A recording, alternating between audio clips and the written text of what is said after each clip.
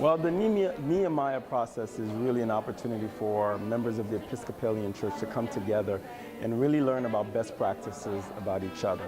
In this particular instance, we're coming together really to talk about the future of the church. Where do we want to go? Where do we see the church 20, 30 years from now? And how do we prepare the groundwork for the church to really be ready for people who don't even know about the church yet? So it's really thinking about the future, preparing for the future, and adapting for the changes that are ahead that we may or may not know. And you've been here before. Describe the difference maybe from 3 or 4 years ago to now. How Right. has the world, and sometimes the church world, changed in Right. terms of how you present? Well, you know, it's interesting. Maybe 4 or 5 years ago when I was here talking about social media, it was just a burgeoning, idea for people, and people were really kind of lost about it, but, really sort of open and engaged about it. Fast forward 5 years from now we're seeing people who really have seen this drastic shift when I was talking about it 5 years ago to now really being something that now they're involved with it, not just with the church, but personally. So people are now on Facebook, using Twitter, whatever. But now other changes are coming, and I'm back talking about, the future changes that are happening 5 years from now. So now what I'm seeing is people are much more eager, much more open, much more engaged, as you can see, to really know what do they do. People are overwhelmed.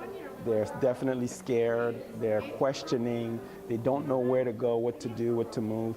And the only term of reference that they have, or point of reference that they have, is what they've done and what they've always done. So really bringing in something new takes a lot of challenges, but it's not impossible to do. Organizations do it. The church has to do it. What my firm does is really help organizations transform, reinvent, remodel themselves in order for them to thrive and succeed in the 21st century. Describe the activity that just went on where you had everyone bring up into groups and you asked them to use pictures instead of words. Right. Well, that's called storyboarding, and it's really helping people to get outside of the rigid mindset and mind frame that they have of seeing the world in a very specific way.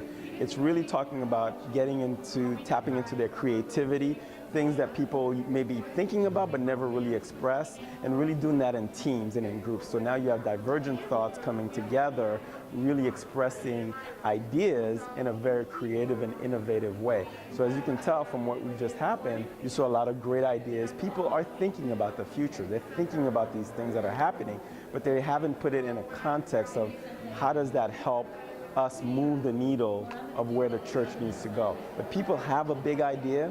Now we really need to start thinking about how do we start getting them to really focus on practical things to move the needle towards the future. So, Do you find, for the most part, that people are, when you talk about change and you talk about the different aspects of social media and technology, for the most part, that people are scared to go because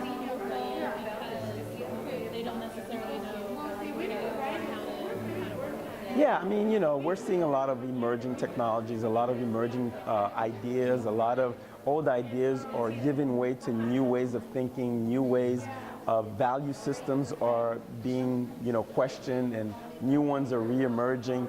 The same thing happened in the 1960s, the same thing happened in the 1940s, and it scares people because it's not something that people are comfortable with, because as human beings, we're expecting things to have predictability and pattern and rhythm.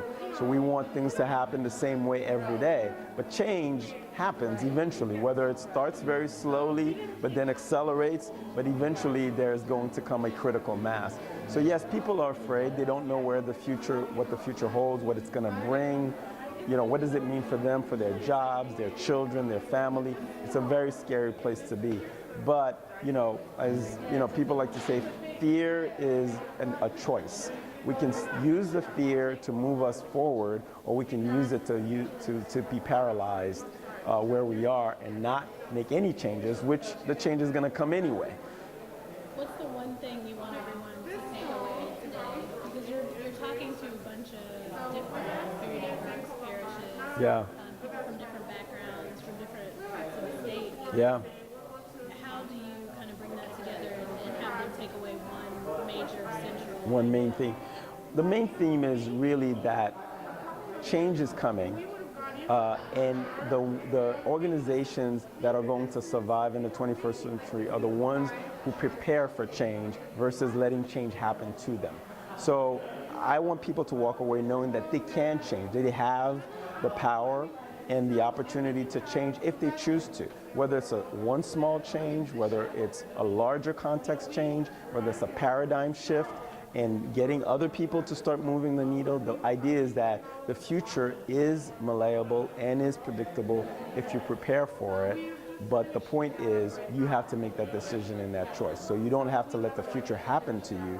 You can be prepared for the unpredictability and adapt to it and actually create the future, or what I call the desired future that you want.